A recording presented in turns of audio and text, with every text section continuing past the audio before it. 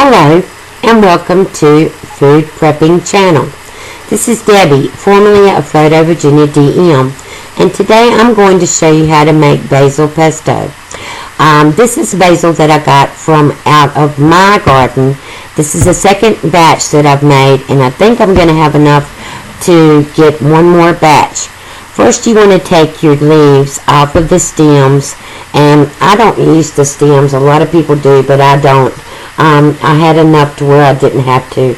And I take the leaves off and put them in a big bowl, and then I wash them in the sink.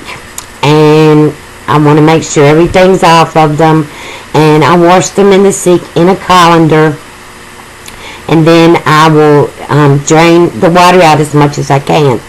And usually I can't get it all out, so I use my salad spinner, which is, they're pretty cheap at Walmart. I think this was like $5. And I will spin the heck out of that until there's no more water left in it, because you are going to be adding olive oil to this. So then I'll put my basil into my food processor, and I will pour a little bit of extra virgin olive oil in there.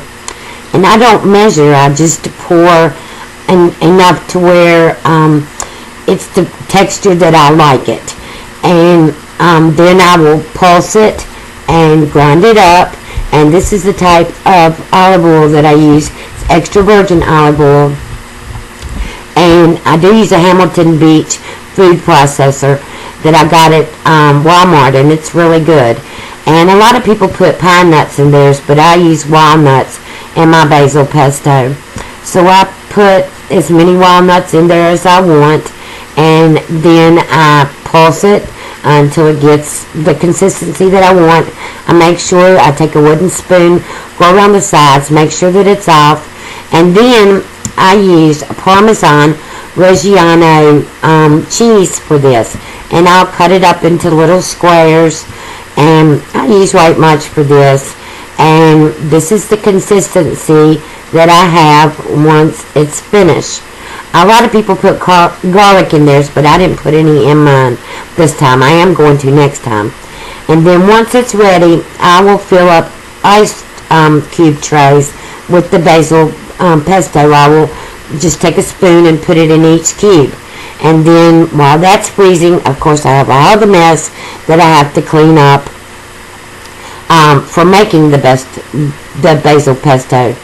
And then once it's frozen in my freezer, I will take it out of the freezer, and you crack the ice cube tray, whatever you want to call it, and put it in a freezer bag, and make sure all the air is out of that.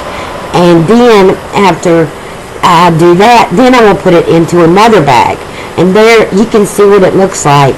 I use 1 or 2 chunks of this for spaghetti, lasagna, anything that I want basil pesto in.